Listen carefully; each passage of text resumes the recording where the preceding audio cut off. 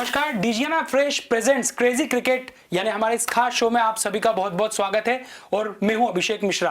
IPL के season का 5वां मुकाबला खेले जाने वाला है और यह मुकाबला है Mumbai Indians versus Kolkata night Riders. वैसे इन दोनों ही टीम के बीच अब तक कुल हेड टू हेड 27 मुकाबले हुए हैं, जिसमें से 21 मुकाबले मुंबई इंडियंस ने जीते हैं। यानी अगर इतिहास पर जाएं तो कहीं ना कहीं मुंबई इंडियंस केकेआर के खिलाफ काफी भारी दिखाई देती है। लेकिन अभी का जो सीजन है उसमें दोनों ही टीमों ने एक एक मुकाबले खेले हैं।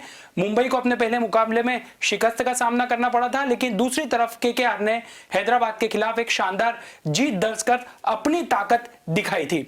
और आज जब ये मुकाबला है तो केकेआर के कप्तान इयान मॉर्गन चाहेंगे कि एक मुंबई के खिलाफ जीत दर्ज कर अपनी दावेदारी को और बाकी जो टीमें विपक्षी उन्हें बताया जाए कि हम किसी से कम नहीं। तो किस तरह का ये हो सकता है मुकाबला और आंकड़ों के बावजूद क्या वाकई में केकेआर आज मुंबई इंडियंस पर भारी पड़ती दिखाई दे रही है? इस खास विषय पर हमारे साथ चर्चा के लिए इस वक्त मौजूद है हमारे दो खास मेहमान। सुखदेव सिंह गुम्मन जी हमारे साथ मौजूद हैं, देश के जाने माने क्रिकेट एक्सपर्ट हैं और लगातार अपने अनुभव के आधार पर हम सभी को क्रिकेट के अनछुए पहलुओं से रूबरू करवाते हैं। और एक खास अतिथि हमारे साथ मौजूद हैं जो कि क्रिकेट की दुनिया का जाना माना नाम है, पल्लव विजयवर्गीय जी हमारे साथ मौजूद हैं। इंदौर डिवीजन क्रिकेट टीम जो कि सीनियर टीम है उसके सिलेक्टर रह चुके हैं, उसके साथ साथ क्रिकेट के शोधकर्ता के तौर पर उन्हें जाना जाता है और आंकड़ों के मामले में सर का कोई सामी नहीं है। सर आपका बहुत बहुत स्वागत है। सर आज के इस मैच से पहले हम कल की बात कर लेते हैं, क्योंकि जिस तरह से इस बार रोमांचक मुकाबले सीजन में हम लोग देख रहे हैं, वाकई में कहीं ना कहीं आईपीएल है उसने हमें जोड़ दिया है क्रिकेट से एक बार फिर वापस जो एक दूरी हुई थी। और कल के मैच के बारे में क्या कहेंगे, खासतौर पर संजू सैमसन की पारी को लेकर? बिल्कुल, कल का मैच बहुत शानदार था। जैसे कि हमने पहले भी कहा था कि दो कप्तान, दो विकेट कीपर, दो हार्ड हिटिंग बैट्समैन, उनके बीच में मुकाबला होगा और बिल्कुल वैसा ही हुआ। केएल राहुल ने 91 रन की इनिंग खेली। अनफॉर्चुनेट रहे, बहुत ही शानदार कैच तेवेतिया ने लिया जो कि 6 होना चाहिए था। नॉर्मल अगर हम जब क्रिकेट खेलते थे तो आराम से वो 6 होना चाहिए था। हम लोग कभी ध्यान नहीं देते थे उतनी, ना हम लोगों को फिजिकल उतनी एजिलिटी थी उस समय, ना टेक्निक थी, ना हमारे फील्डिंग कोचेज ऐसे हुआ करते थे जहां हम ये मान रहे थे कि वो 6 है। और वहां पे बहुत शानदार कैच पकड़ा तेवेतिया ने। और उसके बाद में संजू सैमसन की बात करी जाए तो बहुत खूबसूरत इनिंग एक कप्तान के रूप में 100 किया उन्होंने। और जहां लास्ट ओवर में मैच गया और 13 रन की रिक्वायरमेंट थी तो लग रहा था, क्योंकि संजू सैमसन बहुत अच्छी फॉर्म में खेल रहे हैं, बहुत वो अपनी फिश से बॉल को मार रहे थे, उनको जिस बॉल को हिट करना था हिट कर रहे थे और बहुत कंफर्टेबली अपनी टीम को विनिंग उसके ऊपर ले जा रहे थे। और सिर्फ एक लास्ट मुझे ये कहना चाहिए कि एक बहुत बड़ा डिबेट आज सब जगह और रादर कल मैच खत्म होने के बाद में चल रहा है कि संजू सैमसन को सेकंड लास्ट बॉल के ऊपर रन लेना चाहिए था या नहीं लेना चाहिए था। और मुझे ऐसा लगता है कि उसने जो डिसीजन एज ए कैप्टन लिया और एज ए बैट्समैन लिया, एक सीनियर बैट्समैन जो बहुत देर से खेल रहा है और 119 रन पे खेल रहा है, और उस समय अगर वो सिंगल लेता है तो उसके साथ में क्रिस मॉरिस खेल रहे थे जबकि उन्होंने आके एक चौका मारा था। बट फिर भी एक नया प्लेयर जब आता है उसको थोड़ा सा परिस्थितियों को समझने में समय लगता है, बॉल को विकेट को असेस करने में टाइम लगता है। और आपके पास सिर्फ एक ही बॉल बची थी, उसके ऊपर अगर मॉरिस आते तो उनको चौका मार के जीतना था और अगर संजू सैमसन ने वो सिंगल नहीं लिया तो उनको 6 मारना था। और अर्शदीप की जो वो बॉल थी और जो लास्ट ओवर उसने किया बहुत रिमार्केबल था। लेफ्ट आर्मर था और वाइड बहुत दूर यॉर्कर डालने की कोशिश कर रहा था। संजू सैमसन ने उसको हिट करने की कोशिश करी कवर के ऊपर से और अनफॉर्चुनेटली डीप कवर पे बाउंड्री लाइन के जस्ट अंदर दीपक हुड्डा को अपना कैच दे बैठे। और यही आईपीएल की रोमांचकता है, यही क्रिकेट की अनिश्चितता है कि आप 221 रन बनाकर भी सर्टेन नहीं है कि आप वो मैच जीत जाएंगे। Last moment, last ball, last over, रोमांच अपने चरम पे था। यही क्रिकेट है और इसी को सब लोग जो है एक रिलीजन की तरह भारत में पूछते हैं। पल्लव सर, एक अभी पेंडेमिक हम लोग देख रहे हैं माहौल है और इसी बीच हमने क्रिकेट की एक लंबी ऐसी पारी मिस कर रहे थे जो लंबे समय तक यादगार रहे। क्या कल संजू सैमसन की इस पारी से वो इंतजार का सूखा खत्म हुआ? जी हाँ, बिल्कुल हुआ है।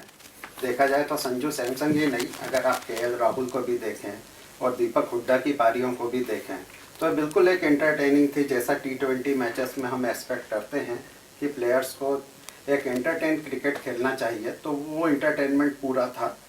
जहाँ तक मैं समझता हूँ कि मुंबई जहाँ पे मैच था वो पूरी तरीके से फ्लैट विकेट था। फ्लैट विकेट पर जैसा मैच एक्सपेक्ट किया जा रहा था बिल्कुल वैसा ही हुआ है। और जैसा अभी सुखदेव सर भी बता रहे थे कि जो एक आखिरी ओवर में कुछ ऐसी घटना घटी जिसने एक बड़ी बहस को जन्म दे दिया है।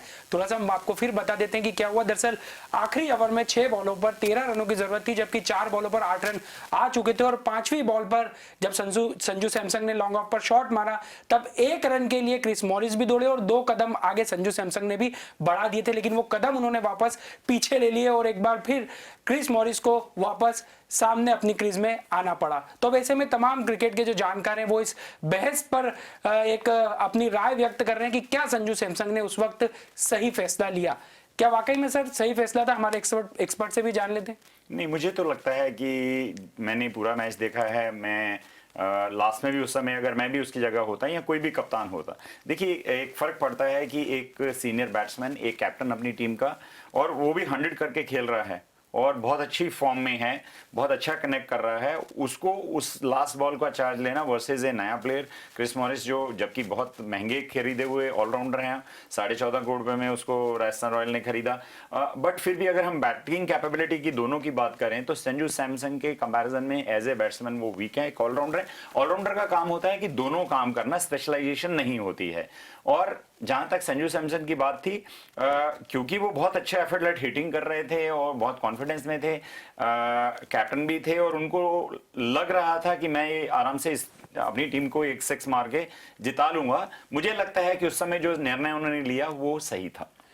पल्लव सर, वैसे इस बहस का जन्म सिर्फ इसी कारण हो रहा है कि सबसे महंगे खिलाड़ी सामने वाली क्रीज पर मौजूद थे। क्रिस मॉरिस 16 करोड़ से ज्यादा में टीम ने उन्हें लिया। यदि कोई दूसरा खिलाड़ी होता तो शायद इतनी बहस नहीं होती। और अब सवाल भी यही है कि जब इतने बड़े खिलाड़ी पर, जिसको इतनी ऊंची बोली लगाकर खरीदा है, यदि उस पर ही भरोसा नहीं है तो फिर आखिर जरूरत क्या थी? सवाल भरोसे का नहीं है, सवाल अगर क्रिकेटिंग सेंस को देखें तो सिंपल सी चीज है कि कौन बैट्समैन और कौन प्लेयर उस समय की कंडीशन के मुताबिक सेट था। संजू सैमसन 119 रन बना करके खेल रहे थे, बिल्कुल सेट थे। एक बॉल पे अगर चौका भी पड़ता तो मैच सुपर ओवर में जाता, तो इसमें कोई गलत बात नहीं थी। अगर संजू सैमसन ने मना किया और क्रिस मॉरिस के ऊपर नहीं भरोसा किया तो ठीक है। क्रिस मॉरिस चाहे वो 14.5 करोड़ में बिके हों, लेकिन वो बैटिंग करने जस्ट 1 ओवर पहले ही आए थे और संजू सैमसन पूरे 20 ओवर तक बैटिंग करते आ रहे थे। वो कंडीशन से पूरी तरह से वाकिफ थे। बिल्कुल सही निर्णय था, इसमें कोई दो बात नहीं। तो संजू सैमसन को हमारे एक्सपर्ट का साथ मिल गया है। तो कुल मिलाकर अगर जिस तरह की सिचुएशन थी वहां पर संजू सैमसन ने बतौर कप्तान पूरी जवाबदारी अपने ऊपर ली और लंबे समय से क्रीज पर थे, तो कुल मिलाकर हमारे एक्सपर्ट भी ये मान रहे हैं कि एक सही निर्णय था और जीत की आधारशिला रखी जा सकती थी। हम उम्मीद करेंगे कि जब अगला मुकाबला खेले तो संजू सैमसन इसी तरह की पारी खेले, लेकिन इस बार उस पारी में 4 चांद लग जाए क्योंकि टीम जीत कर हमारे सामने। और अब बात करते हैं आज के मुकाबले की, क्योंकि आज मुंबई इंडियन जैसी भारी भरकम टीम के सामने केकेआर होगी। सर, क्या मानते हैं आज खास मुकाबला इसलिए क्योंकि मुंबई इंडियंस ने 2013 के बाद से अभी तक पहले मुकाबले में उन्हें हार ही मिली है, लेकिन 5 बार सीजन भी जीते। नहीं, आपकी बात बिल्कुल दुरुस्त है और इसमें मैं 2 चीज कहना चाहूंगा कि मुंबई इंडियंस अगर 2013 से देखेंगे तो सीजन का हर एक मैच वो हारती चली आई है। और इसी के साथ अगर आंकड़े अगर हम देखें इनकी दोनों टीम के बीच में जितने मैचेस खेले गए, 27 मैच खेले गए, 21 मैच मुंबई ने जीते हैं, 6 मैच जो हैं केकेआर ने जीते हैं। और जबकि लास्ट 10 मैच की हम बात करेंगे तो 9 मैच मुंबई इंडियंस ने जीते हैं और 1 केकेआर ने जीता। तो दोनों ही लगभग पक्की चीज है कि वो पहला मैच हारते हैं और केकेआर को हराते हैं। लगभग हर मैच में 10 में से 90% अगर आपका विनिंग रेशो है तो आप टीम जो कैसी खेल रही है, उनका कॉन्फिडेंस लेवल उस टीम के अगेंस्ट कैसा है, ये दर्शाता है। बट अगर हम इस केकेआर टीम की बात करें जिन्होंने सनराइजर हैदराबाद को 10 रन से हराया, 11 रन से हराया, तो मुझे ऐसा लगता है कि इस टीम में डेप्थ ज्यादा है एज कम्पेयर टू अभी तक जो केकेआर की टीमें खेलती चली हैं। मिडिल ऑर्डर की बात करेंगे तो बहुत हार्ड हिटिंग बैट्समैन है, यंगस्टर हैं, ऊपर नितेश राणा खेल रहे हैं, राहुल त्रिपाठी, दोनों ने 50 करे पिछले मैच में। और बॉलर्स की बात अगर आप करेंगे तो आपके पास बॉलर्स भी अच्छे हैं। तो मुझे ऐसा नहीं लगता है कि जैसे वन साइडेड डिसीजन कह रहे हैं कि आपको, देखिए मैच खत्म होने के बाद में नतीजा होता है और वो नतीजा अगर आपको कह रहा है कि वन साइडेड है, 90% मुंबई मैचेस जीता है लास्ट 10 में से और सिर्फ 10 जीते हैं और मैच वन साइडेड होना चाहिए, ऐसा मैं कतई नहीं सोचता हूं। मुझे लगता है कि आज का मैच जो है बहुत नेल बाइटिंग होगा और बहुत अच्छा फिनिश होगा। दोनों टीम लगभग एक जैसी हैं और हमको एक अच्छा क्रिकेट मैच देखने को मिलेगा। सर, क्या केकेआर इतिहास के पन्नों में कुछ तब्दीली करने में इस बार सक्षम दिखाई दे रही है? देखिए, T20 क्रिकेट ये ग्लोरियस अनसर्टेनिटी का गेम है। 5 ओवर लगते हैं किसी भी मैच को टर्न आउट करने के लिए, किसी भी टीम के फेवर में जाने के लिए। केकेआर ने काफ़ी चेंजेस किए हैं, अपना स्पिन बॉलिंग अटैक थोड़ा सा पहले से ठीक किया है, लेकिन सबसे ज़रूरी चीज़ें जो किसी भी एक मैच को जीतने में लगती है वो है टीम कॉम्बिनेशन। बैटिंग और बॉलिंग का प्रॉपर टीम कॉम्बिनेशन रखना हर टीम के लिए बहुत ज़रूरी है। मुंबई इंडियंस का रिकॉर्ड अगर देखें केकेआर के अगेंस्ट तो काफ़ी बेटर रहा है, और मुंबई इंडियंस पहले से काफ़ी बेटर आईपीएल में इसलिए करते आ रही है परफॉर्मेंस कि वो अपना टीम कॉम्बिनेशन बैटिंग और बॉलिंग का एक जो बैलेंस है टीम में वो हमेशा बना करके चलती है। केकेआर भी ऐसा नहीं है कि चेंज नहीं कर सकती है, चैंपियन रही हुई है आईपीएल की 2 बार। केकेआर जैसी टीम जो है कभी भी चौंका सकती है, इसलिए केकेआर को आप किसी भी तरह से नज़रअंदाज नहीं कर सकते हैं। वे कभी भी चौंका सकते हैं, और चौंकाने जैसे प्लेयर हैं उसके पास। आंद्रे रसेल पिछले साल जो आईपीएल दुबई और अबू धाबी में यूएई में खेला गया उसमें वो इतना अच्छा प्रदर्शन नहीं कर पाए, लेकिन ऐसे प्लेयर जो इतने हाईली टैलेंटेड है ये कभी भी फॉर्म में आ जाए तो किसी भी मैच को पलट सकते हैं। और इसकी जवाबदारी कहीं ना कहीं दोनों ही टीम के जो सलामी बल्लेबाज रहेंगे उन पर रहेगी। नीतीश राणा पिछले मुकाबले में शानदार इनिंग खेली, उन पर काफी कुछ निगाहें रहेगी। शुभमन गिल अच्छे फॉर्म में दिखाई दे रहे हैं, और किस तरीके से वो आगे बढ़ाते हैं अपनी टीम को वो भी देखना बेहद दिलचस्प होगा। और दूसरी तरफ मुंबई इंडियंस के पास बल्लेबाजों की कोई कमी नहीं है। रोहित शर्मा सलामी बल्लेबाज, कप्तान, और उसके साथ साथ आज उम्मीद की जा रही है कि क्रिस लिन की जगह क्विंटन डिकॉक लेंगे, क्योंकि ये जोड़ी पहले भी काफी कामयाब रही है और दोनों के बीच का तालमेल भी बहुत बेहतर हम लोग देखते हैं। चूंकि क्वारंटीन पीरियड पर थे क्विंटन डिकॉक, वो पूरा हो चुका है, तो उम्मीद की जा रही है कि इस बार क्रिस लिन की जगह क्विंटन डिकॉक टीम में दिखाई देंगे। ये एक अच्छा यहाँ पर कहीं ना कहीं मनोबल और आत्मविश्वास बढ़ाने वाला है मुंबई के लिए। नहीं, बिल्कुल ठीक बात है। एक और फर्क पड़ता है कि एक आपके जो ओपनिंग पेयर होता है कि रोहित और क्विंटन डिकॉक लगातार बैटिंग करते हैं, तो आप जितना देर बैट्समैन साथ में तालमेल रखेंगे, बैटिंग करेंगे, उनमें आपस में समझ रहती है कि आंखों आंखों इशारों में रन लेना है, क्या करना है, एक दूसरे को समझते हैं क्या क्या करेंगे किस वक्त, और एक दूसरे को बताते हैं क्या चीज हो रही है। और सेकेंडली एक और सबसे बड़ा एडवांटेज मुझे दिखता है कि left hand right hand combination है। क्विंटन डिकॉक जो है वो लेफ्ट हैंड बैट्समैन है और रोहित राइट हैंड है, तो किसी भी एक बॉलर को 2 डिफरेंट बैट्समैन को, एक लेफ्ट हैंड बैट्समैन को और एक राइट हैंड बैट्समैन को बॉलिंग करने में आपका एंगल वेरिएशन चेंज करना पड़ता है, उसके साथ साथ आपको आपकी फील्ड चेंज करनी पड़ती है, और वो इन टर्म्स थोड़ा सा इनकन्वीनियंट माना जाता है और बैटिंग प्रोस्पेक्ट से उसको अच्छा समझा जाता है। तो मुझे लगता है इस कारण से भी जो क्विंटन डिकॉक है उनको फिंच की जगह पे खिलाया जाएगा। पर भारी दिखती है ये जोड़ी मुंबई की? डेफिनेटली बहुत भारी है दोनों को। अगर हम सिर्फ रोहित शर्मा की बात करें तो वर्ल्ड के रिनॉन और टॉप बैट्समैन हैं, और क्विंटन डिकॉक जो हैं वो भी बहुत अच्छे ओपनिंग बैट्समैन हैं, और अभी रिसेंटली वो पाकिस्तान के साथ में सीरीज खेल कर आ रहे हैं। और अगर हम इनके कंपैरिजन में बात करें तो शुभमन गिल उधर केकेआर की तरफ से एक यंगस्टर हैं और बड़े टेक्निकली करेक्ट प्लेयर हैं।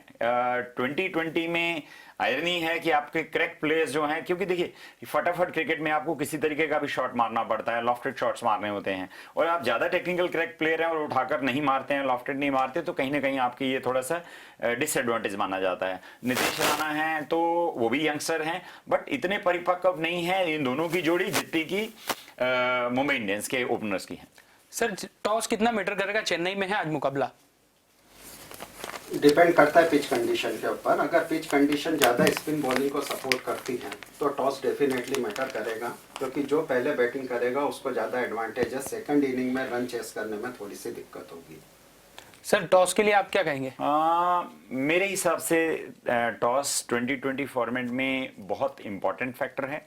इंपॉर्टेंट मैं इसलिए कहना चाहता हूं कि 2 फैक्टर इसमें बहुत अहम रोल प्ले करते हैं। एक कंडीशन कैसी है, क्या सेकंड बॉलिंग में बॉल गीला होता है, ड्यू आता है, वो सबसे बड़ा इंपॉर्टेंट डिसीजन होता है। और एक और रहता है कि क्या आपके पास आपकी स्ट्रेंथ क्या है, आपकी स्ट्रेंथ बैटिंग है, बॉलिंग है, तो जो कैप्टन टॉस जीता है वो अपनी स्ट्रेंथ के ऊपर खेलता है और कंडीशंस को ध्यान रखते हुए खेलता है। चेन्नई में हमने 2 मैचेस में देखा कि 2 डिफरेंट विकेट थी, पल्लव जी ने जैसे कहा कि स्पिनिंग विकेट होगी तो डेफिनेटली यूज विकेट और होगा तो ट्रैक पे ज्यादा स्पिन होगा, बैटिंग करना मुश्किल होगा। पर अगर हम यहाँ पे 2 मैचेस देखें तो दोनों मैचों में 2 डिफरेंट विकेट यूज करी गई और उन विकेट के ऊपर पहले वाली स्लगिश विकेट थी, स्लो विकेट थी, टर्निंग ट्रैक था, उसमें रन बनाना बहुत मुश्किल था, बॉल रुक कर आ रही थी। अगले मैच में अगर हम देखें तो जो सनराइजर हैदराबाद और कलकत्ता के बीच में खेला गया उसमें बॉल बैट पे ज्यादा आ रही थी और कोई इतना ज्यादा इफेक्ट नहीं पड़ रहा था। बट हाँ, जो हमने कहा कि जो ड्यू फैक्टर है, लास्ट के 5-7 ओवर में बॉलर को ग्रिप करने में दिक्कत आ रही थी, टॉवल के साथ में बॉल को बार बार सुखाया जा रहा था। जब ऐसी सिचुएशन आती है तो जो टीम बॉलिंग करती है उसके लिए रन कंटेन करना और विकेट लेना उतना ही मुश्किल हो जाता है, क्योंकि गीली बॉल को हैंडल करना, क्योंकि आपके हाथ में स्लिप करेगी तो आप ध्यान आधा आपका लगा रहता है कि मैं बॉल को होल्ड कैसे करूंगा, मैं बॉलिंग कैसे करूंगा। आपके एक्चुअल प्लान सारे जो है वहां से गड़बड़ हो जाते हैं, फिर आपको प्लान बी पे जाके काम करना होता है। तो मेरे हिसाब से टॉस जीतना एक बहुत बड़ी एडवांटेज है चेन्नई जैसी विकेट पे और अदरवाइज भी 2020 क्रिकेट में। तो टॉस तो मैटर करता ही है, लेकिन थोड़ी मजबूती की बात कर लेते हैं बल्लेबाजी की। तो यहाँ पर मुंबई थोड़ी भारी दिखाई देती है, क्योंकि सलामी बल्लेबाजों के बाद सूर्य कुमार यादव, ईशान किशन, केविन पोलार्ड, कुणाल पंड्या, हार्दिक पांड्या ऐसे बल्लेबाज मौजूद हैं जो किसी भी सूरत में मैच की भी सूरत बदलने का मादा रखते हैं। और उसके साथ बात की जाए केकेआर की तो यहाँ पर कहीं ना कहीं इयान मॉर्गन, दिनेश कार्तिक, राहुल त्रिपाठी, इन लोगों पर बल्लेबाजी की खासी जवाबदारी होगी और इसलिए मुंबई भारी दिखाई देती, क्योंकि केकेआर के जो बल्लेबाज है, खासतौर पर आंद्रे रसल की बात करें, अभी तक किसी चमत्कारिक प्रदर्शन के तौर पर पारी याद नहीं की जा रही है पिछले 2 सीजन से। जबकि मुंबई ने कई ऐसे मुकाबले हैं जब जीत को सामने वाली टीम से छीन कर बताया है अपने बल्लेबाजी के दम पर। यहां पर पल्लव सर क्या कहेंगे आप? नहीं, डेफिनेटली मुंबई इंडियन का पलड़ा इसलिए भी भारी है क्योंकि वो टीम बैलेंस बहुत अच्छा लेकर के चलते हैं, बैटिंग और बॉलिंग दोनों में काफ़ी बैलेंस है। उनके टीम का सिलेक्शन भी जो होता है वो काफ़ी बैलेंस होता है, कंडीशंस को देख करके होता है। इसलिए मुंबई इंडियन का पलड़ा थोड़ा सा भारी इसलिए लगता है, एक प्रॉपर क्रिकेटिंग सेंस के साथ में और प्रॉपर टीम बैलेंस को लेकर के वे चलते हैं। सर ये बात है कि यहाँ पर थोड़ी सी ताकत ज्यादा दिखाई देती। मिडिल ऑर्डर तो बहुत ही हम देखें कि मजबूत है बल्लेबाजी के लिहाज से। नहीं, दोनों ही टीम का अगर मिडिल ऑर्डर की बात करेंगे तो बहुत ही डिवास्टेटिंग हार्ड हिटिंग बैट्समैन है, बट फिर भी मुंबई का ट्रस्टेबल है। हाँ, नहीं देखिए, मैं पल्लव जी के साथ इसलिए भी जाना चाहूंगा कि उन्होंने जो कहा, पहले 7 बल्लेबाज वो सातों ही अपने आप में मैच जिताने के काबिल हैं। कोई एक बल्लेबाज रुकेगा तो वो अपने हिसाब से कर पाएगा, अच्छे रन कर पाएगा, और जो क्वालिटी है एक और जो उनका टीम बैलेंस है डेफिनेटली वो बहुत बहुत बेटर है एज कम्पेयर टू केकेआर। यही एक डिफरेंस है आज के मैच में कि अगर हम बात करेंगे कि आपको 20 पॉइंट है तो 20 में से मैं 20 में से 20 मुंबई को देना चाहूंगा और 18 पॉइंट मैं केकेआर को देना चाहूंगा, क्योंकि उनके बीच बीच में कुछ यंगस्टर्स हैं जो इनकंसिस्टेंट हैं और थोड़ा सा अनसर्टेनिटी फैक्टर है। जैसे अर्नोल्ड रसल की हम बात करेंगे तो उनके स्टार प्लेयर हैं, उन्हीं के दम के ऊपर केकेआर ने टाइटल भी जीता। पिछले सीरीज को छोड़ दिया जाए जो अबू धाबी में हुई थी तो उसमें वो कुछ ज्यादा खास नहीं कर पाए, इंजर्ड भी थे।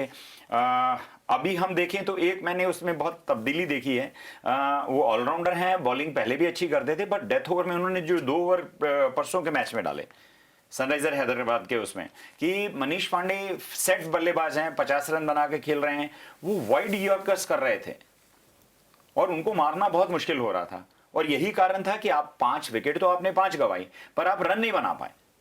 जबकि 2020 में अगर आपके पास विकेट है और लास्ट के ओवर्स में आप डेथ ओवर्स में, स्लॉग ओवर्स में खेल रहे हैं तो उस समय आपसे वो रन सब एक्सपेक्ट किए जाते हैं कि 2020 बल्लेबाज के फेवर में गेम है, ये सब कुछ बैट्समैन के फेवर में है, बॉलर के लिए कुछ नहीं है। बट अगर उस समय बॉलर आता है और अच्छी बॉलिंग करता है तो वो रिमार्केबल है। इसी तरह से देखिए कुछ बॉलर्स हैं जो अपनी छाप छोड़ रहे हैं। कल के मैच में अगर हम बात करें तो एक चेतन शाक्य करके बच्चा है जो राजस्थान रॉयल की तरफ से खेला था, उसने जो लास्ट 2 ओवर किए मुझे लगता है कम से कम 15 रन उस बच्चे ने बचाए। पहला मैच था उसका, अभी उसका सिलेक्शन हुआ है और जिस प्रेजेंस ऑफ माइंड से और जितनी अच्छी बॉलिंग उस बच्चे ने करी और इवन उसने एक कैच लिया निकोलस पूरन का। तो ये चीजें हैं, कुछ बॉलर्स जो हैं जो जैसे मैंने अभी अर्नोल्ड रसल की बात करी तो उसमें जो मैंने चेंज देखा है वो ये देखा है कि वो बैट्समैन तो अभी उनको उस दिन वो रन नहीं कर पाए पर as a bowler he played his part and in the end आपको मैटर क्या करता है कि आपके टीम कॉम्बिनेशन से, आपकी एफर्ट से आपकी टीम जीतनी चाहिए। आप बैटिंग करें, बॉलिंग करें, फील्डिंग करें, कुछ ना कुछ रिमार्केबल आपको करना होगा ताकि आपकी फ्रेंचाइजी जो आपको रिटेन करे और आपको दर्शक पसंद करे। तो भले ही बल्लेबाज कहीं ना कहीं भारी पड़ते दिखाई देते हैं T20 जैसे फॉर्मेट में, लेकिन गेंदबाज भी यहाँ पर चाहते हैं कि किसी भी सूरत में बल्लेबाज को रोक कर रखें, थाम कर रखें। तो ये जवाबदारी इस बार KKR की तरफ से तेज गेंदबाज के तौर पर देखें तो पैट कमिंस और प्रसिद्ध कृष्णा की तरफ हम लोग आशाभरी निगाहों से देखेंगे। तो दूसरी तरफ बात मुंबई की जाए तो वहां पर जसप्रीत बुमराह और पैट कमिंस जैसे अनुभवी गेंदबाज रहेंगे। सर क्या कहेंगे, कौन भारी पड़ता है यहाँ पर गेंदबाज? देखिए, फिर से हम बात करेंगे तो यहाँ पे एक सीजन, मुंबई के लिए एक सीजन पेयर है। ट्रेंट बोल्ट की बात करेंगे तो न्यूजीलैंड से खेलते हैं और नई बॉल को स्विंग कराते हैं। डेथ ओवर्स में यॉर्कर्स बहुत अच्छे मारते हैं। और जसप्रीत बुमराह स्पेशलिस्ट 2020, तो मैं कह ही रहा हूँ, उसके बिना वो सारे वर्जन्स में खेलते हैं। टेस्ट मैच में भी इंडिया की तरफ से खेलते हैं, वनडे में भी खेलते हैं 2020 में। तो इन दोनों का एक्सपीरियंस, इनका जो बॉलिंग स्टाइल है वो 2020 में बैट्समैन के लिए डिफिकल्ट है as compare to Pat Cummins. एक अच्छे बॉलर हैं, ऑस्ट्रेलिया के ऑलराउंडर हैं, बैटिंग भी करते हैं।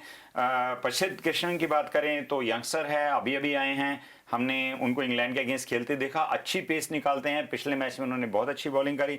पर ऑल इन ऑल अगर हम दोनों जोड़ियों को कंपेयर करें तो मुंबई के दोनों बॉलर जो हैं कंपैरेटिवली बहुत बेटर हैं एज कंपेयर टू कोलकाता।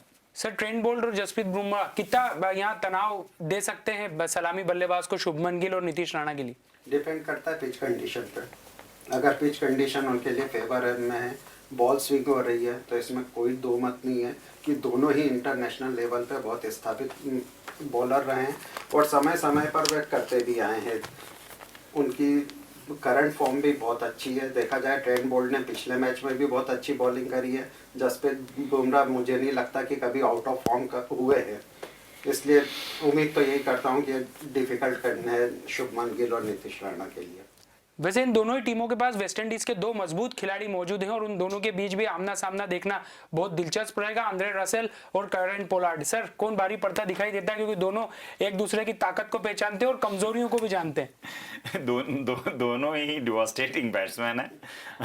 उनके नाम से सब बॉलर वर्ल्ड में कामते हैं कि वो सामने आएंगे तो मारेंगे ही। और गिवन डे के ऊपर देखिए, cricket by luck, by chance भी होता है कि आपको आउट करने के लिए सिर्फ एक बॉल चाहिए होती है। तो गिवन डे पे मुझे लगता है दोनों ही जो हैं बहुत अच्छे ऑलराउंडर हैं। अगर हम कंसिस्टेंसी की बात करें बैटिंग बॉलिंग में तो कैरन पोलार्ड जो है वो ज़्यादा सीनियर हैं, शुरू उनसे पहले से खेलते चले आ रहे। रसल और उनके बाद में आए हैं। थोड़ी सी इंजरी प्रॉब्लम भी रही है रसल का। अभी थोड़ा सा हम देखें तो वेट गेन भी मुझे लग रहा है कि उनका भार भी बढ़ गया है, जो कि क्रिकेट में मुझे लगता है एक नेगेटिव साइड में जाता है कि आपको फिट रहना है। आप जितना आपका बॉडी मास बेटर रहेगा वो ज़्यादा अच्छा है। फैट आप में नहीं होना चाहिए। कहीं ना कहीं वो बल्कि फैटी दिख रहे हैं, जो मुझे लगता है कहीं ना कहीं उनकी गेम में इफेक्ट इस सीजन में डालेंगे। सर आंद्रे रसेल पिछला सीजन छोड़ दें और अभी तो ये सीजन शुरू हुआ, लेकिन उसके पहले के सीजन में कमाल की बल्लेबाजी की थी इस बल्लेबाज ने, लेकिन फिलहाल थोड़ा सा आउट ऑफ फॉर्म दिखाई दे रहे हैं। यहाँ एक मौका है जब मजबूत टीम के सामने प्रदर्शन के आधार पर बता सके कि आखिर वो कितनी क्षमता रखते हैं। देखिए, आंद्रे रसेल जैसे प्लेयर तो गेम चेंजर है। किसी भी गेम को कभी भी चेंज करना हो, 20 गेंद में 60 रन बनाना हो तो भी उनके लिए इम्पॉसिबल नहीं है। बहुत आसानी से वो ये मैनेज कर लेते हैं और करते भी आए हैं। डिपेंड करता है मैच कंडीशन पे। पिछली बार के फॉर्म को नज़रअंदाज अगर करें तो ऐसे प्लेयरों का, ये इतने टैलेंटेड प्लेयर्स हैं कि कोई भी मैच चेंज कर सकते हैं अपने टैलेंट के दम पर। अब जाते जाते सर चॉइस की टीम पूछ लेते हैं। हमारे स्टूडियो का मुकाबला है सर, आपकी चॉइस आज मुंबई वर्सेस KKR में कौन है? दोनों टीम अच्छी हैं। जैसे मैंने 18-20 के पॉइंट से मुंबई को लीड किया है, ज़्यादा किया है, और मुझे लगता है क्वालिटी ऑफ प्लेयर्स मुंबई में अच्छे हैं, उनके टीम कॉम्बिनेशन अच्छा है। आज मुंबई को जीतना चाहिए। सर करंट पिच कंडीशन अगर मैं देखता हूँ तो मुझे लगता है कि आज स्पिन बॉलिंग को ही सपोर्ट होगा। तो दोनों टीमों को अपना जो टीम कॉम्बिनेशन है वो ऐसा रखना चाहिए कि वो बल्लेबाज जो स्पिनर्स अच्छे खेल लें और मेनली बॉलर्स स्पिन बॉलिंग पे ज़्यादा इफेक्ट। शाकिबुल हसन पे मतलब नजर रहेगी आज? शाकिबुल हसन तो उनका मेन प्लेयर है अभी देखा जाए करंट कॉम्बिनेशन में, तो साकिब अल हसन और मैं आज देखना चाहूंगा वरुण चक्रवर्ती उनके लिए कैसी बॉलिंग करते हैं केकेआर के लिए। तो कुल मिलाकर यहाँ पर मुकाबला रोचक हो सकता है क्योंकि केकेआर भी आत्मविश्वास से लबरेज दिखाई दे रही है अपने पहले मुकाबले में जीत के साथ। कहीं ना कहीं उनके भी हौसले बुलंद है, जबकि सामने है मुंबई जैसी मजबूत टीम। तो मंगल के दंगल में आज देखते हैं कि किसका पल्ला भारी पड़ता है, लेकिन इतना जरूर है कि जिस तरह से इस सीजन में हम रोमांचक मुकाबले देख रहे हैं उसने क्रिकेट को एक नई ऊंचाइयां दी है। तो निश्चित तौर पर इंतजार है इस मुकाबले का, और अब कुछ ही देर बाद ये मुकाबला शुरू होगा तो एक अच्छी खासी क्रिकेट की दावत भी हमारे सामने लेकर आएगा। तो फिलहाल हमारी इस खास पेशकश में इतना ही, लेकिन डिजियाना न्यूज के साथ आप बने रहिए। कल फिर मुलाकात होती है इस खास शो के साथ। तब तक के लिए हमें इजाजत दीजिए। नमस्कार।